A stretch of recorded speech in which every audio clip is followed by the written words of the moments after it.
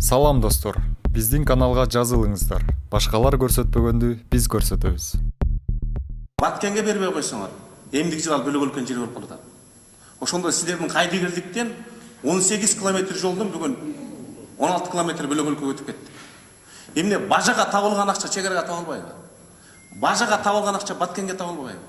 Кайнежеге табылган акча чегарага табылбайбы? Өкмөт өзүнүн моралдык ресурстарын бүт түгөттү. Саясий ресурстарын түгөттү. Ишеничти түгөттү. Эми мындан ары кандай кылышыбыз керек? Өкмөттүн отчету ушу комитетте каралып атканда мен өкмөттүн чегара саясаты боюнча маселесин таптакыр канааттандырарлыксыз деп баа берген. Көңүр колдогонсуңар. Эми мына ишенип отурасыңар. 2 айдан бери туушканга табылган акча чегарага суверенитетке табылбайт экен. Же турмас айтып атам. Биз мамлекетчил деп койсок, кыргыздын азаматтары тууганчыл, бажачыл болуп кетип атпайбы? А калган 30 миң чиновникке кантип үлгү көрсөтө аласың? Эгерде бажаң келип алып, өкмөттүн жыйналышында төрагалык кылып атса, анда спикерге уруксат берели, бажасы келип, жогорку кеңеш төрагалык кылсын. Анда жогорку соттун төрайымынын абысыны келип алып, ошол жакта төрагалык кылсын. Ушул кадам мамлекеттик институт абдан төмөнчүлдү. 19-жылымда Алымбек Татка, Байтик Баатыр, Балбай Баатырлар болгон. Билими жок, бирок алар да бажасын өкмөткө төрагалык кылган эмес. Биз ушундан сабак ала албасак каяка баратабыз? Генералдарыбыз бандиттерди узатып жүрсө, сотторубуз Кыргызстандан чыгып качып атса, өкмөттө бажалар төрагалык кылып атса, биз мамлекет кура алабызбы? Эркин мамлекет болобузбу? Же ошондо турат? Силердин угуп атканыңызды бир райды угуп атканды угуп атабыз. Бизге чечим керек. Чечимдер жок, биш жок. Алдагы 150 миллион долларыңар сентябрдан эчим кереги жок. Ал жерде бөлөк каражаттар болуп калышы мүмкүн. Сентябрдан баштап 150 миллионга эчим кереги жок. Жок дегенде ошо фонддон таап бербейсиңер. Бул уят. Бул өтө уят.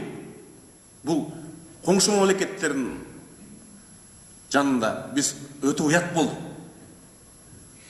Улут катары уят болду. Мамлекет катары уят болду. Ошо чегарага таппайсыңар да тууган тушканга акча табасыңар. Могу 10 депутаттын айлыгын бир бажанын баласы алат экен. Бизди эл урушуп атат, айлыгыңар көп деп. Туура урушуп атат. А могу 10 депутаттын айлыгын, бир комитеттин айлыгын бир бажанын баласы алат экен. Мына биздин мамлекет болгон мамилебиз. Мына биздин суверенитет болгон мамилебиз. Ошон үчүн мен 3 депутат айтты: Карамата Розова, Максат Есенович, Абдулвахап Мадрасович, өкмөт толук составын отставкага кетиш керек. Мындан ары алар аткаруу бийлигинин башында турууга моралдык укугу жок, саясий укугу жок. Мына Кадыркулов, Идриске рахмат. Бир тыйын албай, бирок шек пайда болгондугу үчүн кетти. Темир Сариев, ошо жолдо нарушение кылды деген закон жок, далил жок, бирок шек пайда болгон үчүн кетти. Биякта шек эмес, 7-8 далил чыгып атпайбы? Далил, факты. Моралдык лимит түгөндө да. Андагы колду бууп, анан кайрылап, тиги шос келатат түбү деген. Мында шос келатат деп чегараны чечпей турган эле. Урматтуу депутаттар, биз да кээде мындай саясий эркиндик көрсөтүп турган учурлар келет. Мен ойлойм, ошол эркиндикти ушул комитет башташыбыз керек. Абдулвахап Мансуров койдубу добушка? Добуш бериңиздер, рахмет. Салам достор, биздин каналга жазылыңыздар. Башкалар көрсөтпөгөндү биз көрсөтөбүз. Мухаммед Душекевич, ушул сиз өкмөт башына келгенден бери сунуштаган кандидаттардын баарын колдоп келебиз. Туурабы? Бирөөнү да артка кетирген жокпуз. Колдоп келебиз, бирок ушул бул жолу 4-өө келип атат, ушуну эртерээк берип, биз коалицияларда, көпчүлүк коалицияда, фракцияларда, ушул парламенттеги бир сыйра карасак жакшы болот эле да. Себеби көп мындай суроолор болуп атат да. Себеби дегенде 3 министри бүгүн 4-өөнүн өтө жооптуу кызматка келип атышат. Өтө жооптуу. Бул экономикага, мамлекеттин мындайча айтканда бүгүнкү жылдара турган тармактарда экономика, мынакей информатика, айыл чарба.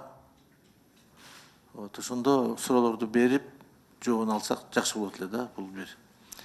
Экинчиден кандидатка эми Могу өкмөттө электронный правительство деген bir проект бар эле, ушул ачтыбы ишке, ачкан жокпу? Менде андай маалымат жок, Кылыч. Значит, ачкан жок, туурабы?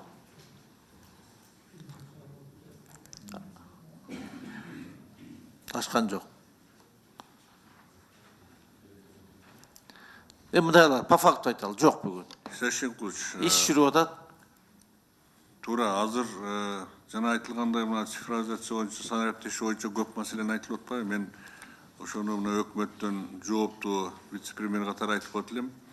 Бул абдан көп тармактуу иш экенин өзүңүздөр жакшы билесиздер. Анан электронный правительствону Кыргыз Республикасы 10 жылга жакын болду да, өзүңүз билгендей, баштаганыбызгачы такыр ишке ашпай келген. Биз мына келгенден бери иштеп атабыз. Буюрса азыр бизде көз караш бар. Жакынкы күндөрдө биз киргизебиз. Азыр тесттүү режимде мындай иш барып атат. Мен бул суроону бекеринен берип аткан жокмун. Силер правопреемниксиңер. 10 жыл дегенден кийин 10 жылдан бери иштебеген өкмөттүн иши силер да жооп берсиңер да, мындайча айтканда. Туурабы? Ушул электронный правительствону киргизе албай келебиз 10 жылдан бери. Республиканы толугу менен интернет менен камсыз кыла албай атабыз. Ошонун негизинде биз бүгүн турмуштун артында калдык да. Өнүккөн мамлекет эмес, тегеректеги мамлекеттерден артта калдык. Азыр эмне деген иштердин баарын жасап атышат. Биздин регионго өзгөчө. Ушул климаттык шартына байланыштуу, тоолуу, алыскы региондорго байланыштуу интернет болсо канча материалдык, экономикалык мындай эл пайда көрөт эле. Бир справканы алган үчүн тетиги тоодогу бир айылдан айыл өкмөткө келет ылдый. Канча километр басып келет. Жол киреси, келсе ал жерде контор жабык, ал кайта кетет. Экинчи күнү кайта келет. Турмушта ошондой да. Баары эле могу кагазга жазып койгондо болсо давно коммунизм болот эле да. Безопасно город деп канча жылдан бери ызчуу болуп отуп, мынакей эми баштадык окшойт. Бул уже 20 жыл мурун көп өлкөлөрдө ишке ашкан. Анан ушу бир жакшы проекттердин артында эле кимдер турат билбейм да, ушул дайым интрига, бир вариант өтпөй калса сотко берилет, бүт ошо менен жүрөбүз разборка кылып. Бир волевой решение болобу? Урматтуу премьер-министр, ушундайларды мындай кезе чаап, мындай революция кылып, мындай бир иш жылса жакшы болот эле да. Мен муну каалоо иретинде айтып атам да, каалоо иретинде айтып атам. Анан эми образование вроде безупречный.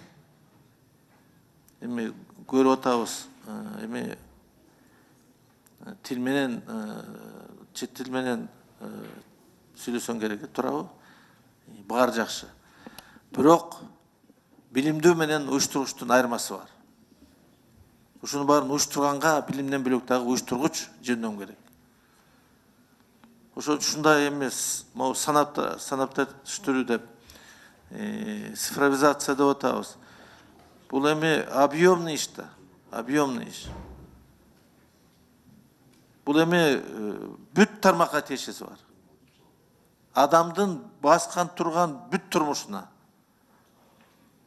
канчалык ылдамыраак кире турган болсо, ишке аша турган болсо ошондо. Мен майда чүйдө маселе суроо бербей эле койгом, бирок ушул маселеге көңүл бөлүп, мындай бир жылдын ичинде бир жылыш болсо, анда баа беребиз жумушуна. Анан могу ушул ар кандай тендердин тегерегинде эле мурунку жетекчиңер ошо менен кетти. Тендер болду зычу. Тендер болду зычу. Ошо боюнча дагы, урматтуу премьер-министр, тендер маселесин жаап эле иштебайсыңар. Жөн эле ушул жетекчи коюп аткандан ишенип бергиле колуна. Ар бир тендердин мына иш козголуп тергөө. Азыр бүт кийин дагы могу министр экономика кандидатка айта турган сөздөр бар. Эми кандайдыр бир баарын тең билебиз, баарын билебиз, парадокс да. Ошо көз салып койсоңор, игилик каалайм.